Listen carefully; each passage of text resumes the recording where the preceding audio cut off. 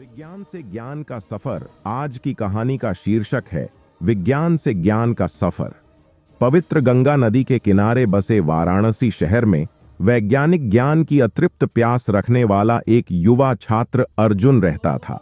अर्जुन आधुनिक भारत का वो छात्र था जो विज्ञान के तथ्यों का समक्ष प्राचीन ग्रंथों और उसमें छुपी भावनाओं को महज मिथ्या मानता था। उसे ब्रह्मांड के रहस्यों को समझाने की विज्ञान की क्षमता पर गर्व था और उसका दृढ़ विश्वास था कि इसमें सभी अस्तित्व को समझने की कुंजी है। एक दिन जब अर्जुन वाराणसी की तंग हलचल भरी गलियों से गुजर रहा था तो अर्जुन की भेंट घाट के किनारे बैठे एक साधु से हुई।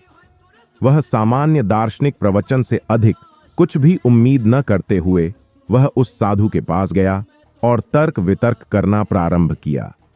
साधु ने शांत मुस्कान के साथ अर्जुन को अपने पास बैठने के लिए आमंत्रित किया। शुरू में उपेक्षा करने वाले अर्जुन ने अनिच्छा से सहमति व्यक्त की। साधु ने शांत नपे तुले स्वर में बोलना शुरू किया और अर्जुन के तर्क को सकारात्मक रूप से महत्व प्रदान करते हुए एक ऐसी सुनाई जिसने प्राचीन ज्ञान और आधुनिक विज्ञान के बीच तुलनात्मक साक्ष्य मौजूद थे। साधु ने कहा, प्रिय अर्जुन, जो ज्ञान तुम खोज रहे हो वह केवल प्रयोगशालाओं और समीकरणों तक ही सीमित नहीं है। हमारे प्राचीन ग्रंथ रामचरितमानस और भगवत गीता में इन साक्ष्यों का स्पष्टीकरण युगों से है जो ब्रह्मांड के मूल ताने बाने से मेल खाते हैं। विज्ञान आज जाकर इन बातों पर अध्ययन कर रहा है और दुनिया के हर कोने से लोग सत्य और साक्ष्य के तलाश में भटकते हुए अंततः इस विशाल नगर वाराणसी तक पहुंचते हैं।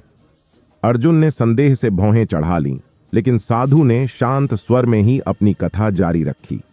अब कथा में आवश्यकता थी उदाहरण की, जिन्होंने अर्जुन की वैज्ञानिक मान्यताओं की नींव हिला दी। पहला उदाहरण था कॉन्सेप्ट ऑफ टाइम डायलेशन, यानी समय विस्तार की अवधारणा। साधु ने समझाया कि भगवत गीता में भगवान कृष्ण बताते हैं कि समय सापेक्ष है और यह अलग अलग पर्यवेक्षकों के लिए अलग अलग गति से चल सकता है। यह आइंस्टीन के सापेक्षता के सिद्धांत के समान है, जहां समय स्थिर नहीं है बल्कि व्यक्ति के दृष्टिकोण के आधार पर बदलता रहता है। अर्जुन ने ध्यान से सुना। उसका वैज्ञानिक अहंकार धीरे धीरे जिज्ञासा में बदल रहा था।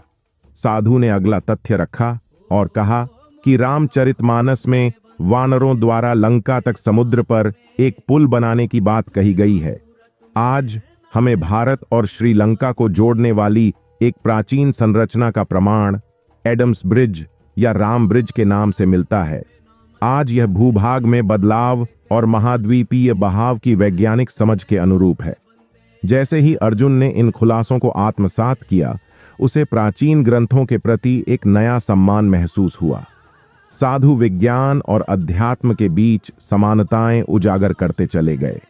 साधु ने बताया, भगवत गीता में सृष्टि और प्रलय के चक्र का उल्लेख है, जो विज्ञान में बिग बैंग थियरी और ब्रह्मांड की अंतिम उष्ण मृत्यु यानी eventual heat death of universe के वैज्ञानिक सिद्धांत में अब जाकर प्रतिध्वनित होती है। अर्जुन की निराशा विस्मय में बदल गई और उसने साधु के निसंदेह ज्ञान से प्रभावित होकर पुरातात्विक शास्त्रों में समाहित ज्ञान की गहराई को महसूस किया। साधु ने अर्जुन के दृष्टिकोण में हुए परिवर्तन को महसूस करते हुए और भी विवेचना की और कहा कि क्वांटम एंटेंगलमेंट के सिद्धांत पर कभी विचार किया है? अर्जुन निस्तब्ध होकर उत्सुकतावश इस प्रश्न के उत्तर में भी प्रश्न करते हुए आश्चर्य से पूछता है कि क्या आपके वेदों में इसका भी उल्लेख है? साधु मुस्कुराकर अपनी कथा को जारी रखते हुए बोलते हैं, रामचरितमानस के अनुसार हनुमान ने महसूस किया कि कैसे सीता माता, जिससे उनकी भावनात्मक आसक्ति थी, कैसे वो भौतिक कष्ट महसूस कर रही थी।